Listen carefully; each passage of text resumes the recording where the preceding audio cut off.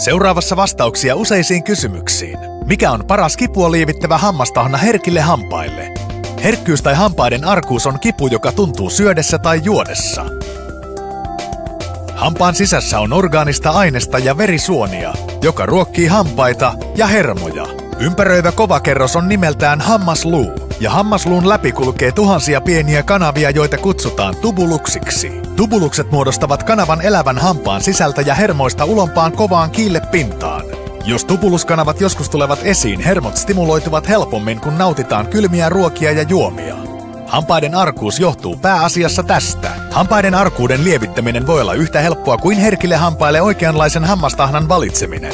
On olemassa 2 merkittävää tapaa pysäyttää kipu ja helpottaa hampaiden arkuutta. Hammasluun aukkojen tukkiminen tai hermojen puuduttaminen hampaan juuressa. Aroille hampaille tarkoitetut hammastahnat tarjoavat vaihtoehtoja, jotka voivat helpottaa erilaisten kipujen lievittämisessä.